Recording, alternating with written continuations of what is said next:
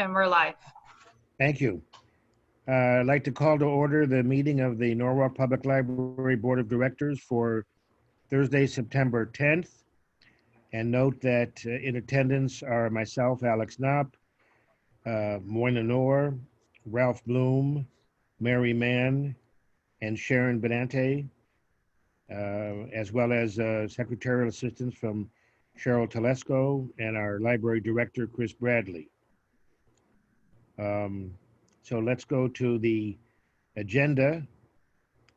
And first, let me ask whether any board members have any additions to the agenda. If not, then we'll ask whether any member of the public who has joined us would like to make any comment. Megan, are there Nobody any? from the public is here. Okay. Then we'll move on to approval of the minutes of the July 9th, 2020 meeting. And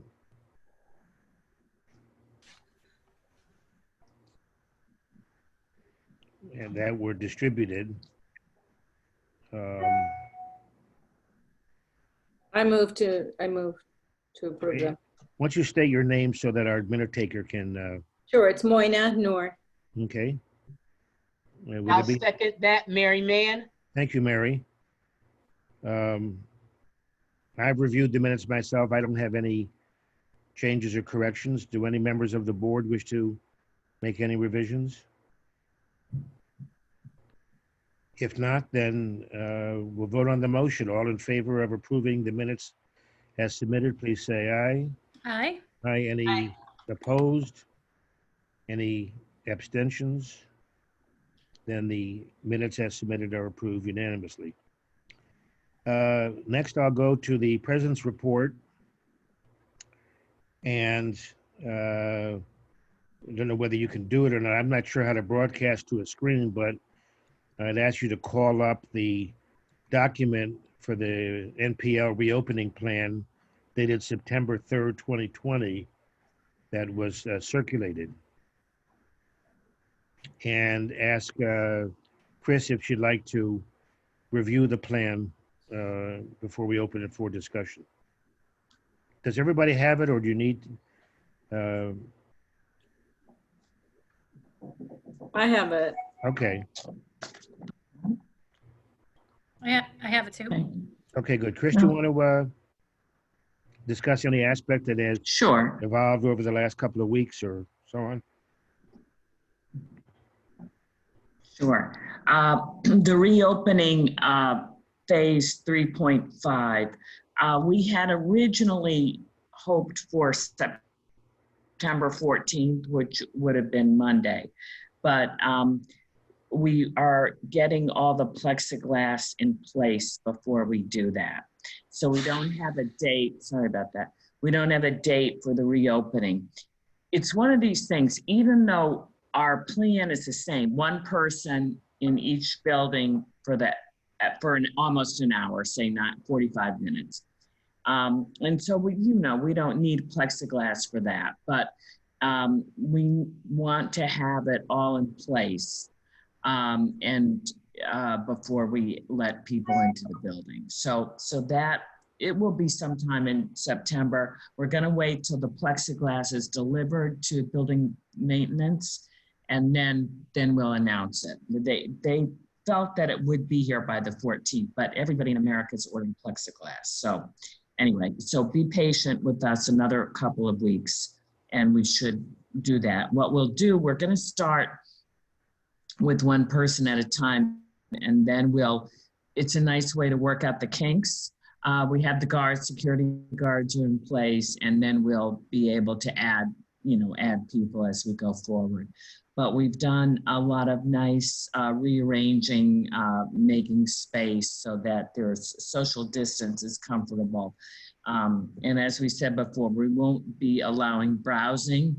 If people see something they want from the shelf, one of the staff can retrieve it for them. But the shelves will not be browsable. And we'll keep the sidewalk service going at least through the end of December. It's very, very popular. We just finally got the mobile printing almost ready to go. That people have been asking for printing, scanning, copying, things like that, that they would have come in the library to do.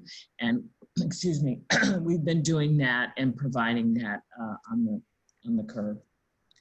I'm just gonna look and see if there's anything else that's different.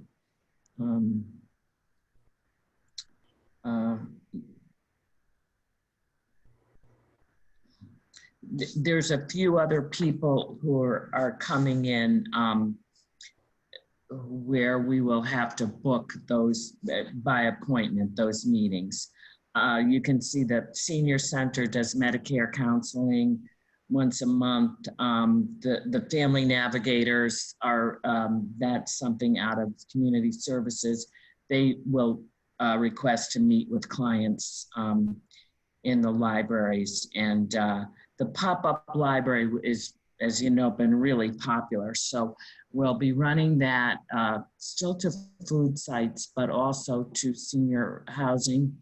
And we've got a couple of Livewire kids driving that thing. They're very popular, and I think the senior housing people will enjoy that too. So that's my story. Okay. Any questions? I have a few, but let me see if other board members. Yes, I have a question. If city built, Yeah, Mary, do you mind just identifying yourself for our? Mary Mann, Thank you. if city buildings are not open to the public, how are we holding meetings for like the seniors, or, you know, is that legally okay? Did you understand? Well, it's by appointment only. No, it's by appointment only, but like City Hall is open Okay, for appointments. okay, Yeah, but I know no opening. The doors are not opening. Yeah, it's only by appointment. okay. All right. Okay. I had a question, Sharon Benante. As far as, so when you have to actually call to make an appointment, is that going to be the best use of the reference person's time? Do you think you guys want to think about going up on Sign Up Genius or something where you can go on the computer and call, or? Yeah, we're going to use Google Docs to record the appointments, but we thought, at least in the beginning, and it might be once we've been doing it for a couple of weeks, right, we'll do more of a self-service thing. Right now, the librarians felt they wanted to talk to the person, find out what they wanted to do in that 45 minutes and get a little bit more information from them. But that's a good point, because it will be labor intensive at the start. But when we started the sidewalk service, it really got tweaked just by doing it, and now it's running smoothly. So that may happen with this too, but I'll mention that to them if we had a online sign up. But and I guess the mayor wants to have a big whoop-de-doo announcing it and that kind of stuff. So because I was a little concerned about publicity, like, okay, we're going to do this and no one's even going to know, but yeah, I think people are going to be really excited that it's opening. I had one more question, just on the air filtration system. I know we had talked about it before, but it says it will be reviewed. So I'm just curious of the status. Yeah, so I'm going to suggest a revision of that. Glad you raised that, Sharon. That was my only concern here. Oh, got it. Okay, to me, I think it should say something like this. The air filtration system will be reviewed prior to 3.5 opening, and a plan adopted to upgrade to CDC standard if necessary. The reason I think that's important is, look, obviously, once we start inviting even individual patrons, the staff will be there, especially if we start having pods of 12 children in a building where the filtration is not capable of removing aerosols or airborne virus, it's of concern. And when I mentioned this to Lamont kind of previously, he sort of was surprised that I said this was a city responsibility. But in fact, our maintenance of major systems like air conditioning, the elevators, electricity, so on, is done by a contract between the city and the Guardian Maintenance Service. Is that the correct name, Chris? Yeah, Guardian. Right. So Guardian, in fact, yeah. if we needed to, repair or replace an elevator, repair or replace a boiler, repair or replace air filtration, that is not part of the library's capital budget. That's part of the city's capital budget with its contract Right. with Guardian. So I think this is a city duty. I'm surprised. I've been squawking about it for 2 months that it hasn't been done yet. Now, Chris, I asked Chris about this earlier, and she said Guardian may reply that it has already been checked and upgraded. If so, that's great. But I think before we open it any further, this needs to be taken care of. So that's why I'm going to be proposing that amendment I just mentioned before we act on this. Can I just read that back? I just want to read back the wording. Air filtration will be reviewed prior to the 3.5 opening, and a plan adopted to raise it Upgrade to CDC standards. CDC standards if necessary. Okay. I'm just modifying that one bullet point that's in now. That one line, yeah. Sharon, would that deal with the concern you've raised properly that I've been raising? Yeah, too? just especially with the kids in there. Yes. Okay. So this is Moina, and my understanding was that the air filtration system would, it seems like it should have already been reviewed and upgraded. Agreed. Prior to opening. Yeah. And I guess that was one of we had talked about that before. Yes. So, I don't know that much about air quality kind of issues, but it seems like, what if we get it reviewed and it's not really working? You know what? It's Neil. Oh, I'm sorry. No, he said that it's fine. But yeah, I think you're looking, by changing this, you want a formal report from building maintenance, building management. And the man in charge has said that the air filtration system is fine and all that. But I think you want a more formal declaration and that it meets CDC standards. So we can hold them to that. That's building management. They have a budget for both the main library and the Sono library separate. Right. And as Alex said, under their budget, not under the library's budget. So that'll be good. When I propose, is there any objection to amending the plan to include that? Okay. Chris, can I ask, how's the anything to report about the curbside pickup? That I'm not sure it's popular, but any issues arise or any concerns that we should be aware of? No, they've actually been expanding it. They're giving out all kinds of things there now. Craft bags, and Ralph has, Ralph's on the call. He's had this giveaway cart out there, children's books, adult books. I said to him today, I think it's really helping our PR, because people want to get in the library. We all know that. But at least Ralph's given away the books out there because they couldn't have the sale either in April or in October. So I think it's been very good for our, it makes our patrons happy. But other than that, like I say, we had a few, you know, I wouldn't say glitches, but it was a new thing in the beginning. And one of the things is it's requiring a lot of staff, because if you think about it, this is stuff that people used to do on their own, right? They would walk in, they would choose a book, they would walk out. So now the staff person is getting the book, giving it to them. And it's almost like another service point in a way, but I think it's a very important one. And like I say, it's very popular, and we're ready to run it through the end of December. So Great.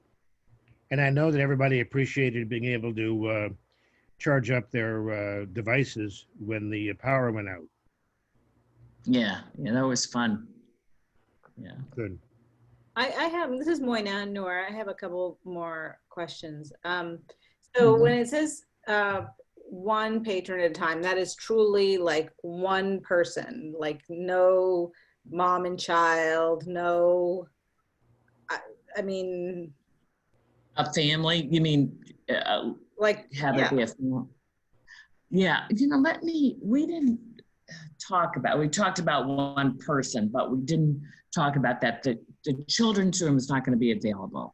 The only places available will be the main floor of both libraries. So the stack area will be, you know, yellow taped off, and the children's room won't be available. But let me go back and see what people, meaning supervisors, think about that. We've been talking about one person at this point, but you know. I mean, I guess I just know the way the library is, like a lot of people come during the day with a small child and kids, yeah. You know, like, so I was just. Yeah, let me run it back. I mean, I don't have a. We're not ready to go. I'm sorry, what? No, I just wanted to know about that. And then it says something about the temperature. Yeah. So are we taking temperature? Yeah, this is great. I wish Sherelle were here because she could liven up this description. But this thing that she found, it's so cool. It dispenses the sanitizer and takes your temperature at the same time.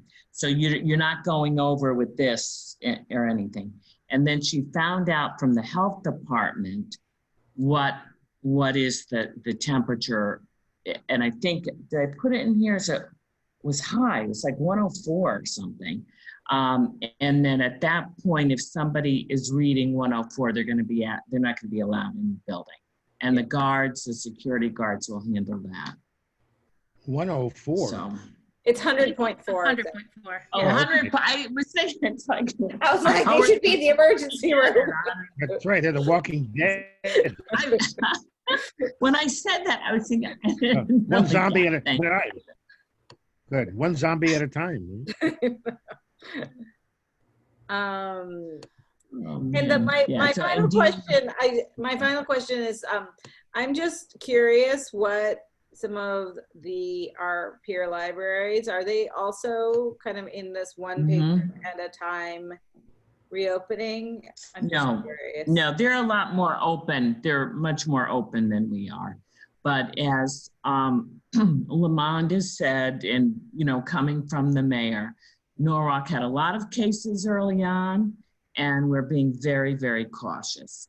So we're taking smaller steps than other libraries, and you know, it's good. I think staff feel very safe, and I think patrons will, and I think one person an hour will soon, you know, as we work things out, we will allow more people, but you know, we'll kind of get the procedure down. But yeah, no, we're slow to open. Yeah, it's a friend of mine was telling me how she had been to the Stanford Library recently. So I saw you went in. And so I think are they working with capacity? Yeah, like and there's a certain number of people can go in.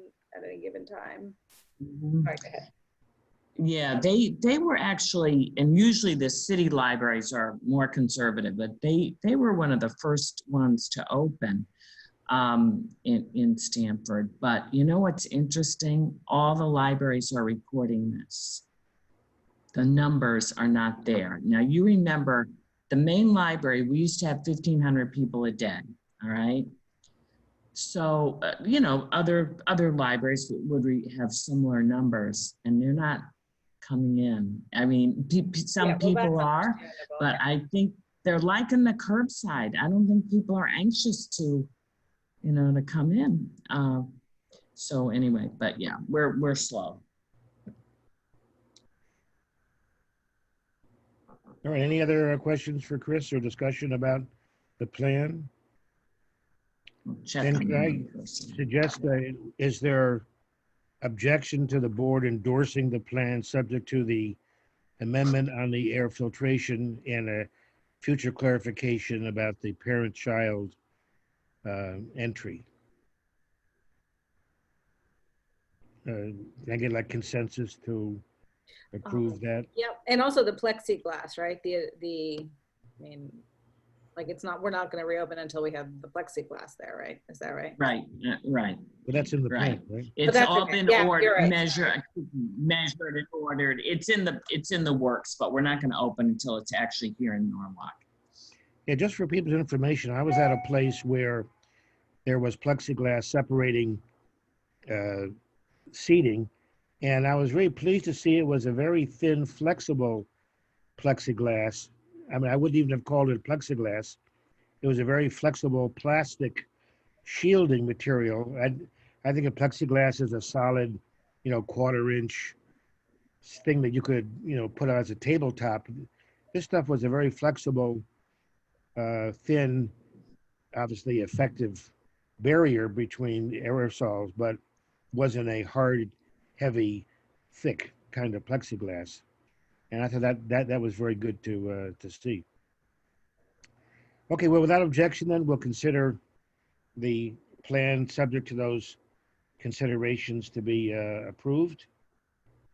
And go on next to discussion of the learning pods. So So just one thing, Alex. Chris, you'll let us know, because presumably we'll reopen before our next meeting, right? maybe. Yeah. We'll be informed about the date, right? Yes, yeah, good, yeah. Yeah, what we thought is as soon as the plexiglass arrives, then we'll set the date once we have it in hand. So, but I'll notify the board. That's a really good idea. Okay. Okay, so on the learning pods, this has gotten a little complicated this afternoon. So as you know, I circulated the memo from the school superintendent after I received it late yesterday afternoon. We had not been informed about or invited to participate at all in the discussion. And I felt some concern, as I expressed in my email last evening, or I guess today, that the role of the library board had been left out or neglected, when under the city code, it's the board of directors that's responsible for the management and governance of the property, the rooms, both at the main and at the branch libraries. So I tried to do a quick revision to make us one of the parties to the agreement. And as you know from my comments, I think this is a terrific idea. And I've always been a little bit put off by these private pod creations in which wealthy parents set it up and hire somebody. The fact that we're doing it in a public way that's accountable, that's accessible, that's open to every child who needs it in Norwalk, even if you don't have the capacity to serve every child, but at least every child is eligible. I think these are terrific things for us to do. And as you know, one of the key elements in our strategic plan that we adopted last year, the year before, was to improve our collaborations with the Board of Education to deal with the achievement gap. So this certainly fits all of those criteria, and it's a great idea. But I didn't want to have the precedent set that decisions about rooms at the library and other operational issues were simply handed to us without our participation. I discussed my proposed draft with Chris and sent it to Lamond for his review. I did not send it to the superintendent because I didn't want to do that without your feedback. And Lamond called me and said that he hoped that we would not act on it tonight because he realizes that there are more issues to be considered when you bring a group of children into a library than had been thought out in that memo. And he also said he thought that we should have been included earlier in the discussion. So the plan, I think, going forward is this. Let's have our initial discussion tonight. I know Sharon raised some very good points in her email to the board earlier. I've asked Lamond to call a meeting between the city, the Board of Education, and us to discuss these issues going forward so we can have a true partnership and a better collaboration going forward. Lamond's background, as you may know, is a social worker, and he's very concerned about what happens when you bring children into a facility like a library where there is no, where the learning is to be remote, no teacher per se present, and obviously the possibility of a virus spread and many other kinds of issues. I mean, Chris and I, for example, have had dealt with programs with the schools where, the parent is supposed to come pick up somebody at the end of the day and doesn't arrive. Well, what happens? These are things that I think need to be covered in an MOU.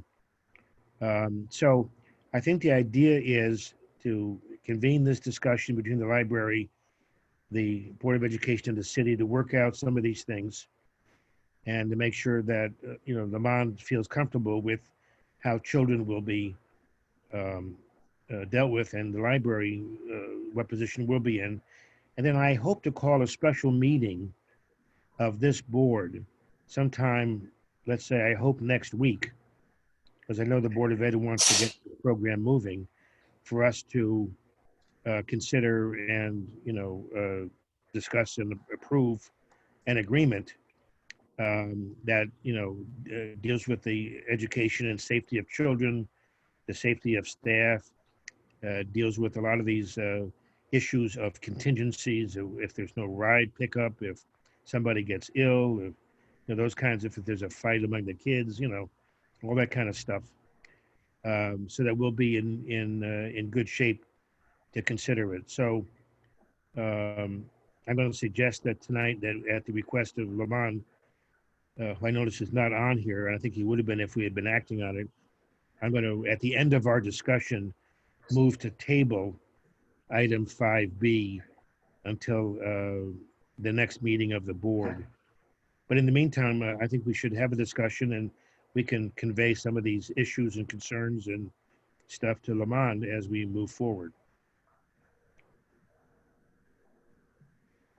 So Sharon, do you want to raise some of the points that you mentioned in your email?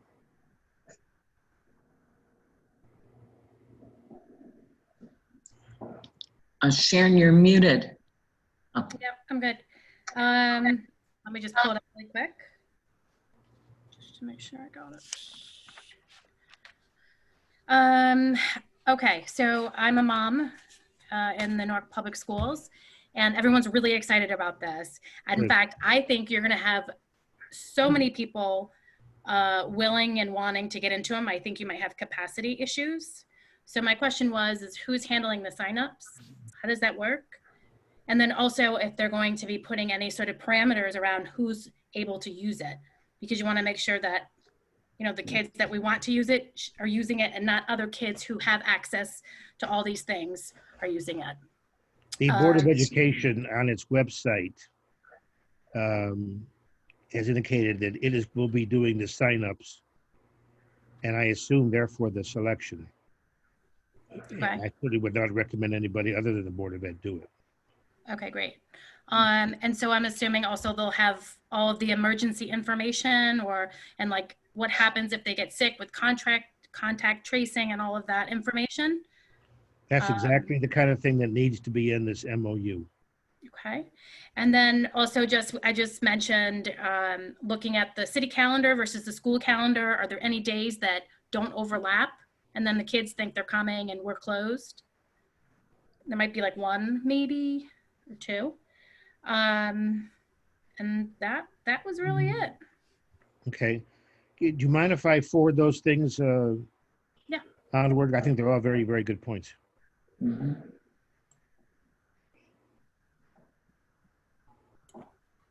So if I understand correctly, this is Moina. Basically, this is for 12 kids, for 24 children, right? 12, there'll be 24 at each site. You know, they're going to 24 be at in each some, site. Okay, so between the Yeah, two places, 'cause 48. yeah, 2 days, right, 2 days for each cohort, the A and B or something. Yeah, so there should be 12 students, these are middle school students also, 12 students at a time with 2 paras supervising. So, and then I don't know if it's Monday, Wednesday, whatever, you know, the alternate days. So the total students served actually by the libraries would be 48. 48. Right. Okay, and they're all middle school because middle school is the one that's going hybrid, right? Yeah. Yeah. Right, all middle school students, yeah. Did you say 2 paras, Chris? Because I thought I saw 1 in here. Yes, I was going to mention, I had a call with Ralph Valenzizi yesterday, and he's in charge of the program. He's hired, in addition to the 2 libraries, they're having a pod at the Carver Center. So Novelette was on the call as well as me and Sherelle. And so he's hired 4 out of 6 because he needs 2 in each site, 6 altogether.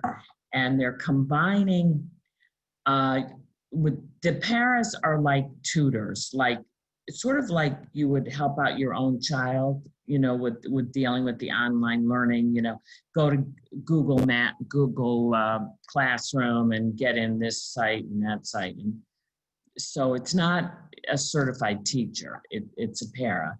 And they are also going to be answering this parent hotline at the same time. So that's what they've got so far for the plan.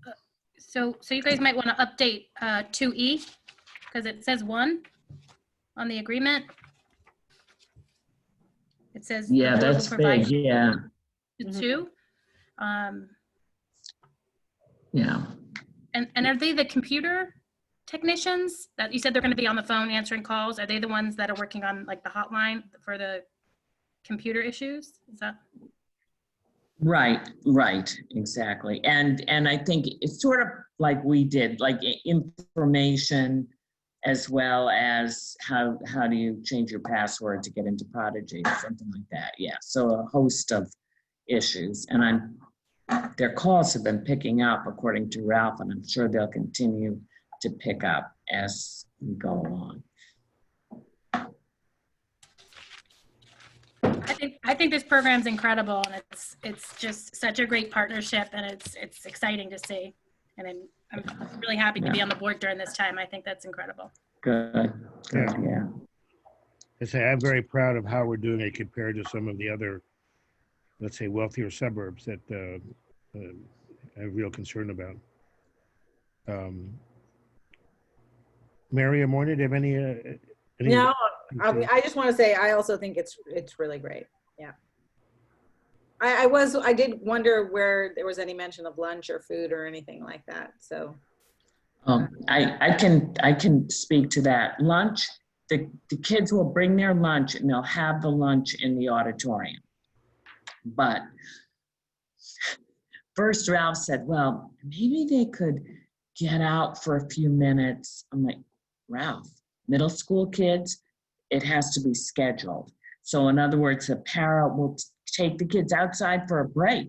You know, they're sitting, you know what our auditoriums are like. They're sitting there with their Chromebooks or whatever. And so they'll schedule, he mentioned something like, say it starts at 9, they'll go to 10:30 and then they'll have a break from, 10:30 to 10:45. The para will take them out and then come back in. Then they'll have the break for lunch, but the lunch will be eaten in the room, like they would eat lunch in their classroom, that kind of thing. Then they'll have another break in the afternoon. It's 6 hours. It won't be 9 to 3. They're going to change those hours, but it will be a 6-hour day. Is that right? Yeah, 9 to 3. So they'll schedule that in just the way they schedule everything else. So Chris, can I ask, one of the things I added to the draft was making sure that I'm not sure the city or whoever would provide us with the resources to make sure that the sanitation protocols were healthy. And do you have any concern about, cleaning up after lunch or after the kids leave or after they go to the bathroom? Or, because I think we shouldn't be shy asking for help with that, because our own sanitation staff may have their hands full cleaning up the regular library after these 10 or 12 patrons come in and out during the day. Right. And we set that aside. You know how we've done like 9 to 9:45 and they've got 15 minutes for the cleanup of the area wherever the patron was. So yeah, we should definitely clarify that. I mean, our people could do it, but as you said, it's a burden. So maybe we could get some help with that from the Board of Ed. I mean, one would hope that some of this CARES Act money that the city has received, the $10.5 million, I know they say they're short, but still, this is a kind of thing where I don't think we should end up having to subsidize the operation of this. Right. Okay. Yeah. Okay. Any other comments or questions?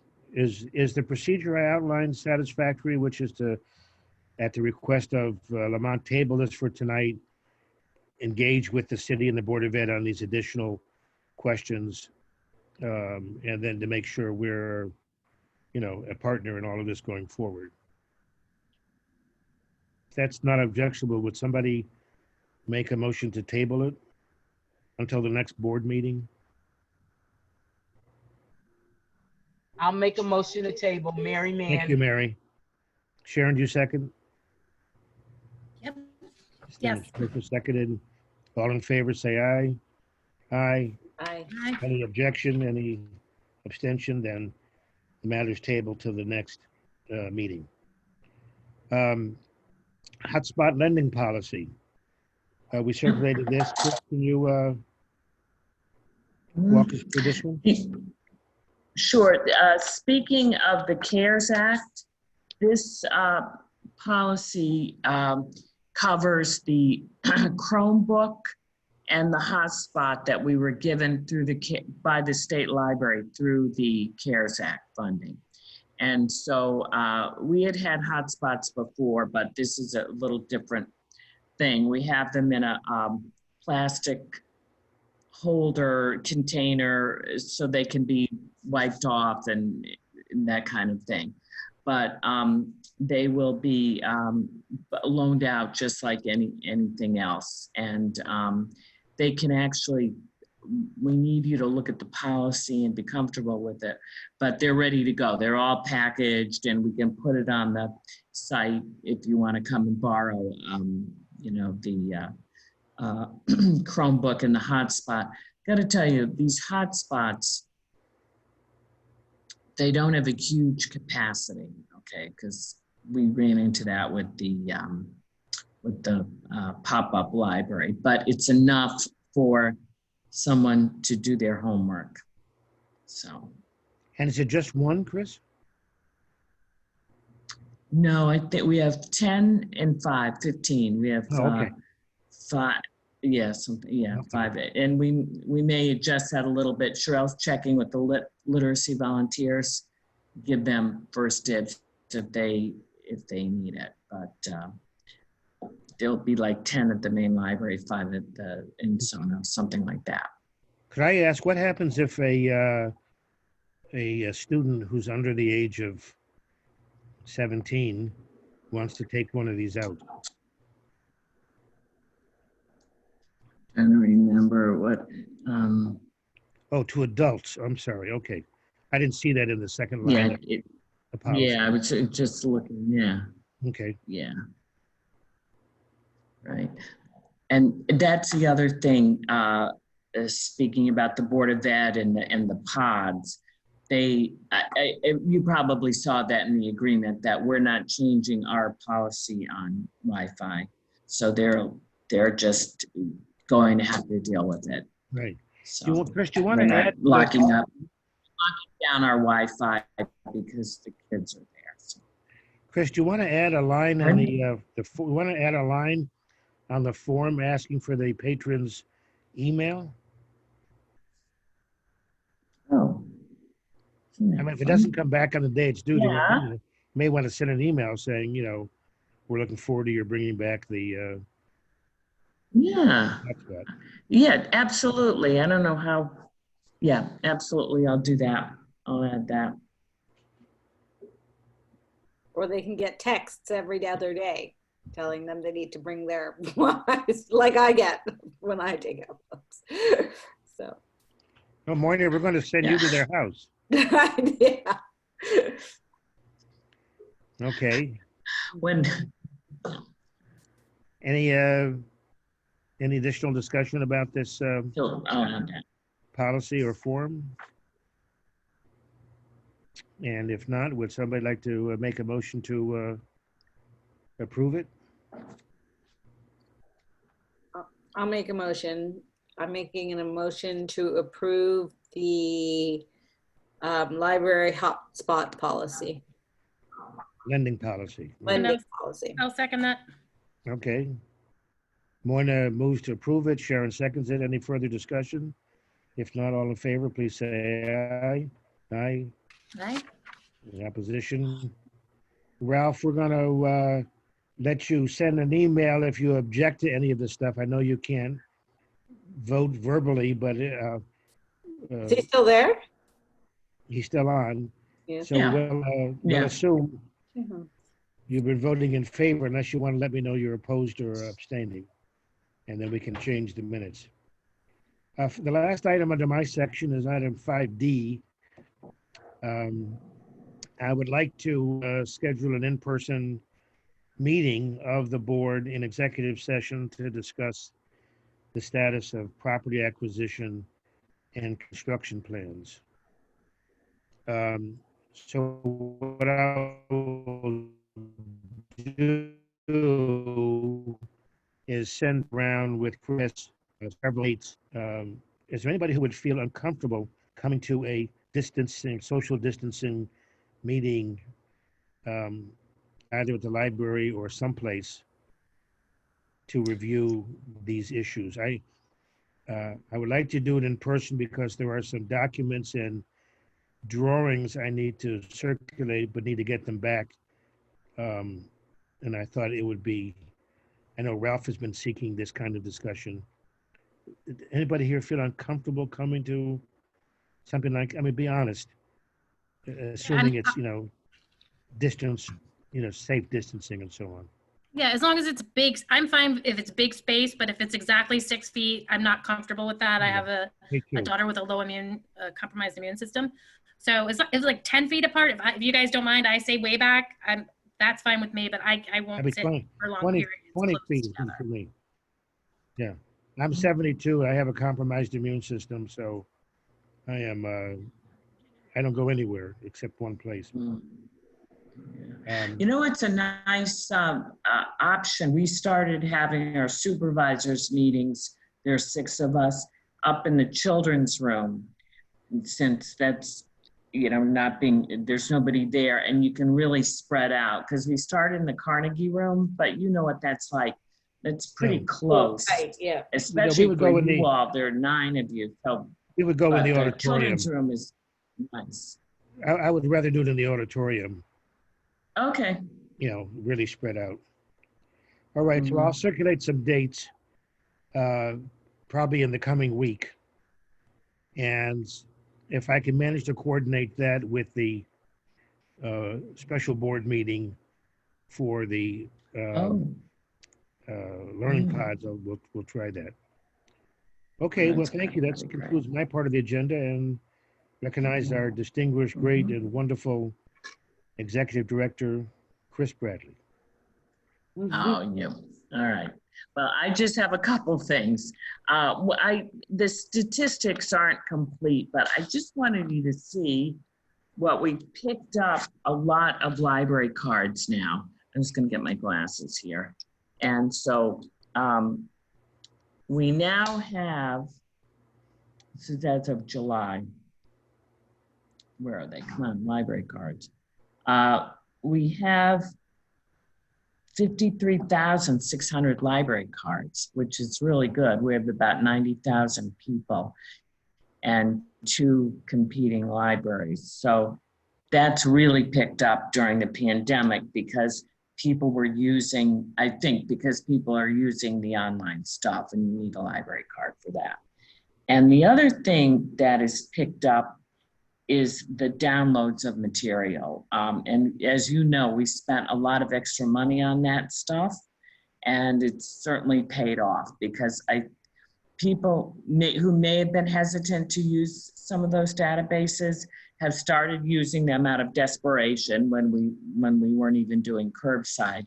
And so now that they know and know how to do it, it continues to grow. I think that was about it. I just, I started adding our, social media followers as a statistic, because that's become really, really important during the pandemic too, as you all know. And the programs, I mean, they're continuing. Children's services and adult services, branch services are continuing to do programs on Zoom. It's not as easy to do it as in person was, but we are, looking pretty healthy as far as that goes. So that's kind of a picture. And like I said, Ralph's been giving away books like crazy. So that's all. I just wanted to, it's in your packet, but I wanted to point out to you what's going on. Then the other thing go ahead. Yeah.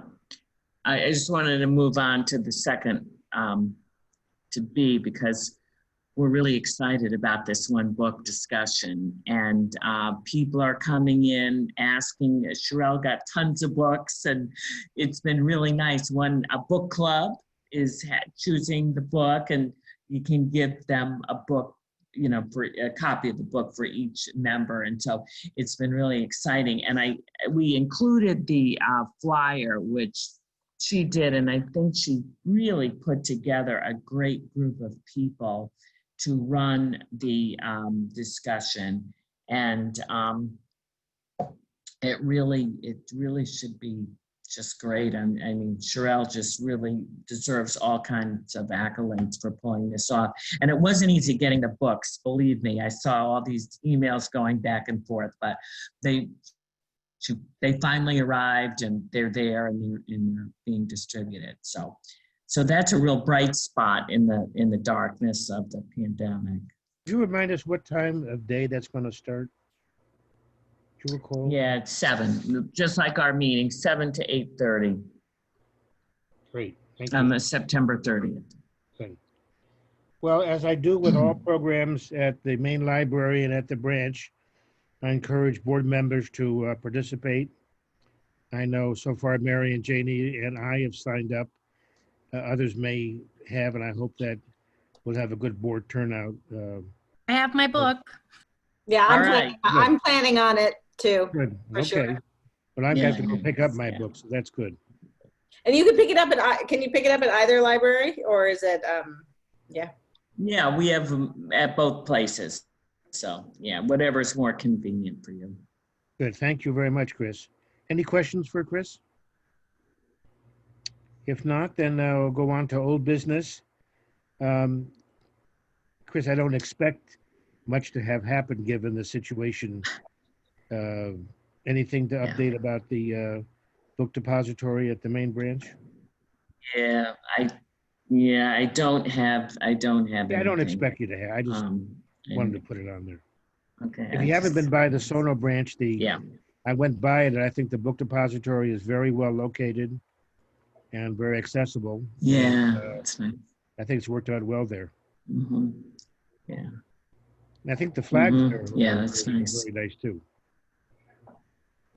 Okay, yeah, everyone's been happy with those. Yeah, that's been great. okay. Any new business any board member like to bring up? Okay. If not, then I'd entertain a motion to adjourn before we shift over to the different Zoom meeting for the trustees. Motion to adjourn? How about we'll have seconded by Ralph Bloom? I wonder if that could happen. All in favor, say aye. Any Aye. opposed? Thank you. All right, see you in a few minutes. All right. Have a good night. Thank you. Thank you, everybody. Bye. Thank you, Cheryl. Thank you.